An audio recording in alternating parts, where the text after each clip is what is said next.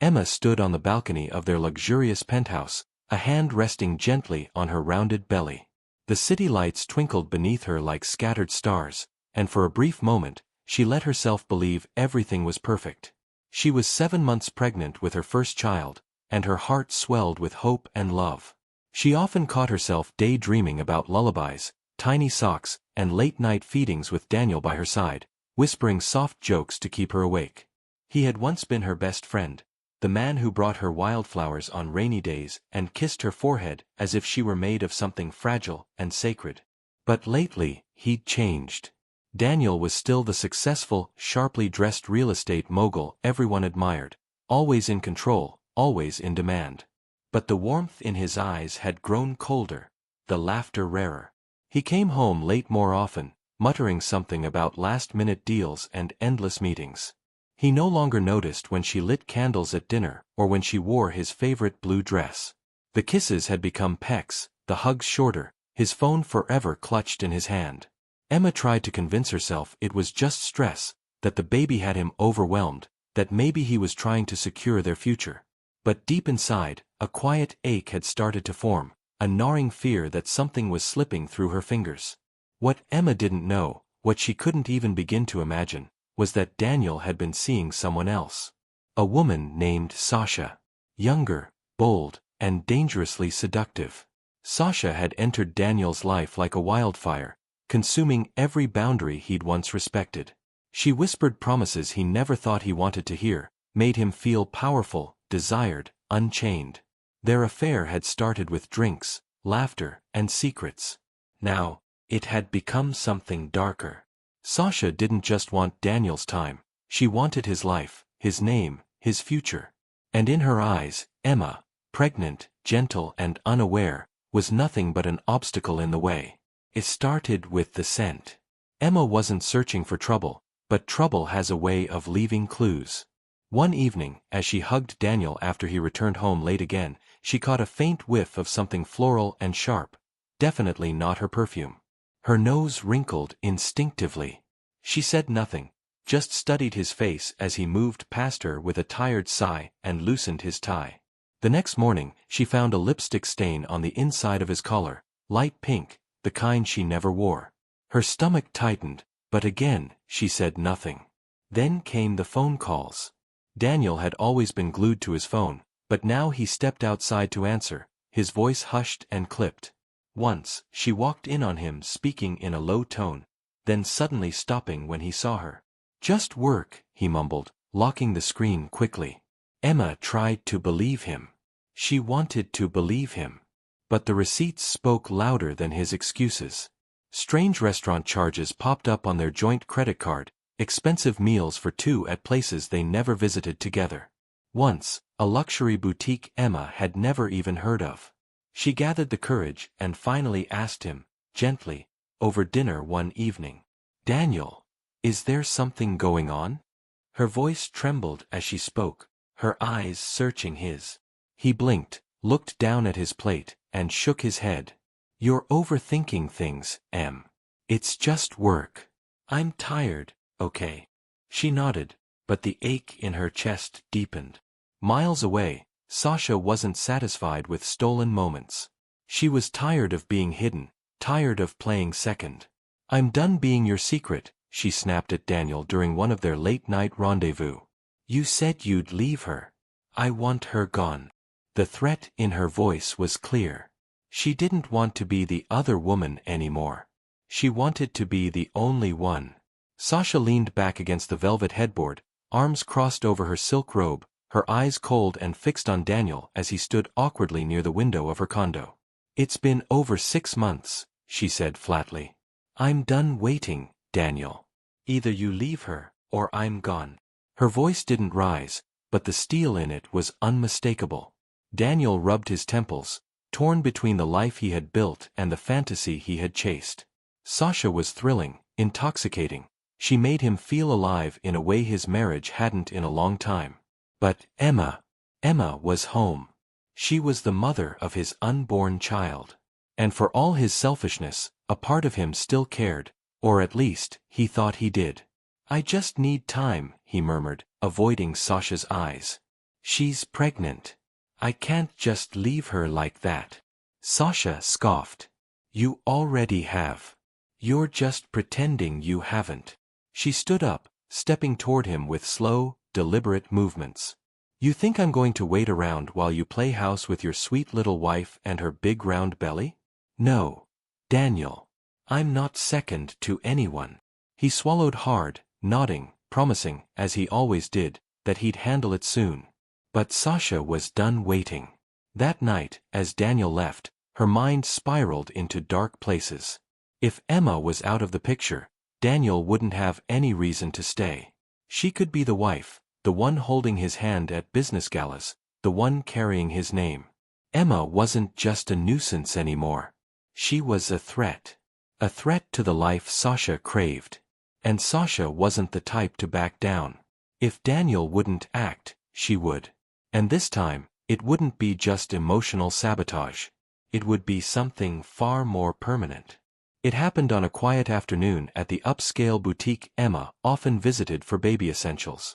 She was browsing a rack of handmade blankets when a well-dressed woman with striking red lipstick and sharp eyes approached her with a bright smile. "Aren't you Emma Blackwell?" the woman asked, her tone sugary sweet. "I've seen your husband speak at those real estate summits. He's so inspiring. I'm a huge admirer of his work." Emma smiled politely, a bit caught off guard. "Yes, that's my husband, Daniel." "Thank you," she replied, shifting her weight uncomfortably. The woman extended her hand. "I'm Rachel," Sasha lied, her voice light. "It's such a pleasure to meet you. You're glowing, by the way. How far along are you?" 7 months, Emma answered softly, still trying to place where she had seen the woman before. There was something vaguely familiar in her eyes, something calculating behind the smile. "You must be exhausted," Sasha said with a sympathetic tilt of her head. "Would you let me buy you a coffee? Just for 10 minutes? I'd love to hear more about your experience being married to such a powerhouse." Emma hesitated, but eventually agreed. They walked to the cafe nearby, where Sasha kept the conversation breezy, praising Daniel's brilliance, gushing over Emma's strength, feigning admiration. Emma nodded and smiled throughout, but there was an odd undercurrent she couldn't shake. The woman's interest felt rehearsed, too focused, too intense. That evening, Emma told Daniel about the strange encounter. "She said she was a fan of yours, but something about her felt off." Daniel's face went pale. He knew immediately it was Sasha, her recklessness, her boldness, now crossing dangerous lines. But he said nothing. He simply nodded and murmured, "Probably just a fan," while his heart pounded with dread. 2 days later, Emma received a text message from an unknown number claiming to be Daniel's assistant. The message was polite, formal, and full of business lingo. "Mr. Blackwell has arranged for you to preview a property he recently purchased as a surprise gift. He asked that you see it before anyone else." The address was in a quiet countryside neighborhood just outside the city, a scenic location, ideal for a getaway home or a peaceful family retreat. Emma stared at the message, her heart fluttering. A surprise gift. From Daniel. Maybe he was finally trying. Maybe he'd been planning something after all, trying to rekindle what they had. Despite her growing doubts in recent weeks, the thought made her smile. She replied with a simple, "On my way," and didn't think twice. She didn't want to ruin the moment by calling him, she wanted to believe it. She dressed carefully, pulled on a soft cardigan over her maternity dress, and left the apartment. As she drove, she imagined a little house nestled in the hills, maybe with a garden, maybe a nursery already painted. Her hands rested on her belly as she whispered to her baby, "Maybe this is a new beginning for us." Several car lengths behind her, Sasha followed in a sleek black SUV, her fingers tight around the steering wheel. She wore sunglasses despite the cloudy sky, her expression unreadable. Her plan had come together seamlessly, the text had worked, the bait had taken. She knew Emma would come alone. Emma was trusting, too trusting. Sasha's lips curled slightly as she watched the silver sedan ahead of her make the turn off the highway toward the remote road that snaked through the woods. This was the moment. No more lies, no more waiting. With the road narrowing and no traffic in sight, Sasha pressed down on the accelerator slowly, inching closer. Emma's car moved steadily, unaware of the predator behind her. Sasha's heart pounded, not from fear, but from anticipation. In her mind, this was justice. This was the clean slate she needed. And Emma was just in the way. The mountain road twisted like a serpent between dense pine trees, narrowing with each curve. A light fog clung to the hills, casting a ghostly haze over the road ahead. Emma drove slowly, careful with every turn, her hands firm on the steering wheel. The countryside was quiet, peaceful even, and for a moment, she allowed herself to breathe, imagining Daniel surprising her at the destination, wrapping her in his arms, apologizing for everything. The hope in her chest bloomed, soft and fragile. Behind her, Sasha gripped the wheel tightly, her eyes locked on the rear bumper of Emma's car. Her breathing was shallow, focused. The time had come. With a sudden surge of rage fueling her, Sasha slammed her foot on the gas. The SUV roared forward, eating up the distance between them. Emma glanced in her rearview mirror, startled to see the black vehicle speeding up behind her. Confused, she blinked and tightened her grip. The first hit came fast. Sasha's SUV rammed the back of Emma's car with a violent jolt, causing Emma to scream and swerve. Her tires screeched against the asphalt as she tried to regain control, her heart pounding in her chest. "What is happening?" she gasped, her body bracing instinctively. Then came the second strike. Harder. Emma's car lurched forward, the guardrail bending under the force. In a matter of seconds, the front wheels tipped over the edge. Emma screamed as the car plummeted, rolling down a steep slope before crashing violently into a rocky ditch. The impact shattered the windshield. Emma's body was thrown forward, her seatbelt the only thing saving her from certain death. Blood trickled down her forehead, her vision blurred, and her stomach ached. She reached for her belly, crying weakly, "Please, not my baby." Above the cliff, Sasha stared down, her face blank. Smoke curled from the wreckage. No movement. No sound. Satisfied, she turned the wheel and drove off without a second glance, convinced Emma and her unborn child were gone. But in the nearby hills, an old farmer named Ray had seen everything. From the porch of his small cabin, he'd watched the SUV tail the silver car, then the sudden swerve and crash. With shaky hands, he dialed emergency services, his voice trembling. "There's been an accident," he said. "A bad one." The emergency room lights blazed harsh and cold as Emma was wheeled in on a stretcher, her face bloodied, clothes torn, her pregnant belly bruised and rigid. Nurses shouted over each other as doctors crowded around, working frantically to stabilize her. Tubes were inserted, machines beeped erratically, and for several agonizing moments, her vitals dipped into terrifying lows. The trauma team worked with mechanical urgency, trying to keep 2 lives alive. Daniel arrived 20 minutes later, pale and breathless, his heart thundering with dread. A nurse met him in the corridor, her expression grim. "Your wife was in a severe crash. She's unconscious. We're doing everything we can." Daniel's knees buckled slightly as he leaned against the wall, his mind reeling. He could barely process the words. Crash. Wife. Unconscious. And then, baby. He was ushered into the waiting area where time stopped moving. All he could hear was the echo of her laughter, the way she said his name when she was excited, the way her hands trembled when she first showed him the sonogram. Images of her flooded his mind, her kindness, her unwavering belief in him, the way she still smiled despite his distance. Tears burned in his eyes. He'd betrayed her trust, her love, her loyalty, and now she was slipping away from him. A doctor finally approached, removing her mask slowly. "She's alive," she said gently. "Barely. But the baby has a heartbeat. It's strong. We're doing everything to keep it that way." Daniel let out a gasp, his hand clutching his chest. It felt like he'd been punched. Guilt wrapped around his throat like a noose. Emma was in that condition because of him, because of what he'd allowed to fester, what he hadn't stopped. And if she didn't wake up, he'd never forgive himself. The first thing Emma felt when she opened her eyes was pain. Deep, aching pain in her ribs, her legs, and her head. Her body felt heavy, wrapped in wires and bandages. The steady beeping of machines surrounded her. She blinked slowly, struggling to make sense of where she was, her dry lips parting to whisper, "The baby!" A nurse beside her smiled gently and nodded. "Still with us. Strong heartbeat.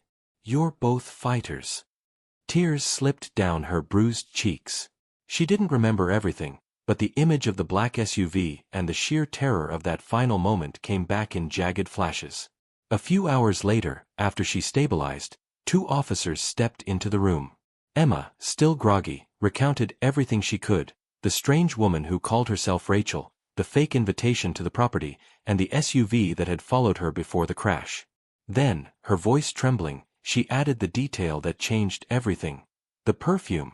It was the same one on Daniel's clothes. "I smelled it more than once." The officers exchanged looks. Daniel, standing silently in the corner, looked like a man unraveling. Finally, he stepped forward, his voice cracking. "Her name's Sasha," he confessed. I was seeing her. But I didn't know she'd go this far. I never thought." His voice broke as he dropped into the chair, burying his face in his hands. With Emma's testimony and Daniel's confession, the police opened a formal investigation. Back in the city, Sasha sensed the walls closing in. She cleaned her apartment, deleted messages, changed her number, and wiped her devices. But something in her gut told her it wasn't enough. She had underestimated Emma's strength, and now, her lies were starting to unravel. The sound of heels echoing down the precinct hallway sent a hush through the interrogation room. Sasha sat at the metal table, arms crossed, lips curled into a smug smile. Despite the charges piling against her, attempted murder, reckless endangerment, falsifying identity, she remained composed, even defiant. To every accusation, she responded coolly, "You have no proof." Her lawyer echoed the same line. "It's her word against my clients. There's no video. No witness has identified her clearly." But then, the officers stepped aside and allowed someone else into the room. Emma. She moved slowly, still recovering from her injuries, her frame frail but upright. Her face bore the bruises and stitches from the crash, but her eyes burned with clarity. Sasha blinked, for the first time unsure of herself. The smug expression faded slightly as Emma took the chair across from her. The officers left them alone, the room suddenly thick with tension. Emma didn't raise her voice. She didn't weep or rage. Instead, she looked Sasha in the eyes and said quietly, "You thought you could erase me. You thought if you took me off that road, out of his life, you'd win." Her hands trembled slightly, but her words were firm. "But Daniel was never truly yours. He may have strayed, yes. He broke me. But what you'll never understand is that love, real love, doesn't shatter that easily." Sasha opened her mouth to speak, but Emma cut her off. "You tried to erase me. But I'll always be a part of him, through our child. She survived because I did. And one day, she'll know everything. She'll know who tried to end us. And she'll know who saved her." Silence stretched between them. Sasha stared, lips pressed into a thin line, her confidence now riddled with cracks. There was no screaming. No dramatics. Just quiet power. And in that moment, Sasha realized the truth. She hadn't destroyed Emma. She'd only made her stronger. The headlines exploded across every news outlet within hours of Sasha's arrest. Real estate tycoon's mistress charged with attempted murder of pregnant wife. The public was shocked, horrified by the twisted love triangle that had led to near tragedy. Photos of Emma bruised and fragile in her hospital bed flooded social media, sparking waves of sympathy. Meanwhile, Sasha's past, her manipulations, her lies, her obsession, was dragged into the spotlight. The courtroom was packed the day she was convicted. The jury needed less than 2 hours to deliver the verdict, guilty on all counts. Daniel, now disgraced and shamed, held a press conference outside his former company's headquarters. Under flashing cameras and microphones, He stood pale and solemn. I betrayed my wife. I failed to protect her. I take full responsibility for the pain I've caused. Effective immediately, I'm stepping down from my position. His voice cracked, but he didn't break. He offered no excuses, only regret. He visited Emma days later, flowers in hand, apology in his eyes. I'm sorry, he whispered. I don't expect forgiveness, but I want to try and make things right. Emma accepted the flowers silently, but didn't reach for his hand. I need time, she said softly. And space. For me. For the baby. Her voice was calm, but final. Daniel nodded, heartbroken but understanding. Justice had been served. Sasha would spend years behind bars. But even as the world moved on, Emma carried the weight of the betrayal, the crash, and the miracle of survival. Some wounds, even when healed, always leave a scar. The delivery room was quiet except for the steady rhythm of the heart monitor and the soft encouragements of nurses. Emma clutched the sides of the bed, her face damp with sweat and tears, not of pain, but of overwhelming emotion. After everything, the betrayal, the crash, the days she wasn't sure she or her baby would survive, she was finally here. And in a cry that broke the silence, her daughter entered the world. The baby was healthy, pink-cheeked and wide-eyed, letting out a fierce wail that made everyone in the room smile. Emma cradled her close, unable to stop the tears that rolled down her cheeks. "Grace," she whispered, holding the tiny girl against her heart. "Your name is Grace. Because you are the reason I'm still breathing." In the following weeks, Emma settled into a new rhythm. She moved into a modest but peaceful home near the edge of town, away from the city's noise and away from Daniel. Her family and closest friends surrounded her, offering warmth, meals, and shoulders when the nights felt too long. She focused on healing, not just physically, but deeply, emotionally. But Emma wanted more than healing. She wanted to help others who had been broken and betrayed like her. With the help of a few friends and donations that poured in after her story went public, she launched a foundation, Grace Unbroken, dedicated to women who had survived violence, manipulation, and betrayal. Through workshops, shelters, and support networks, Emma used her voice to lift others. She had been silenced once, nearly erased, but now she spoke loudly. For herself, for her daughter, and for every woman still waiting to be heard. 1 year had passed since the day Emma had looked death in the face and lived to hold her daughter in her arms. Grace was now toddling around the house, her laughter filling every corner with life. On a quiet evening, as the baby slept peacefully in her crib, Emma sat at her desk, pen in hand, and began to write a letter her daughter would one day read. She wrote about the crash, not in gory detail, but with honesty. About the betrayal, the fear, the pain, and the voice inside her that told her not to give up. She described the woman who tried to end them, but more importantly, she wrote about what came after. The strength she found, the forgiveness she gave herself, and the love that carried her forward. "I could have filled my heart with hatred," she wrote. "I could have let anger consume me. But anger gives power to others. And grace sets you free. You were my miracle. My reason. My strength when I had none." Emma folded the letter with care and placed it in a small wooden box, nestled among photos and keepsakes. One day, Grace would open it, and know just how fiercely her mother had fought to survive, and how love, not hate, had written the ending. Daniel stood beneath the tall oak tree at the edge of the park, hands buried in his coat pockets, watching from a distance. Emma sat on a bench nearby, smiling as Grace toddled through the grass, her tiny arms stretched wide toward a butterfly. It was a perfect, ordinary moment, the kind of moment Daniel could no longer share. He visited rarely, always quiet, always respectful. Time had changed him, the arrogance was gone, replaced with humility and sorrow. He never asked for another chance. He knew he didn't deserve one. But he came to see Grace, to silently witness the life that had grown from the ashes of his mistakes. Sasha, now just a name in the past, remained behind bars. Though her sentence was long, it wasn't the prison walls that haunted her, it was Emma's voice. Those calm, unwavering words spoken across that cold interrogation table repeated in her mind like a song she couldn't silence. You tried to erase me, but I'll always be in his heart.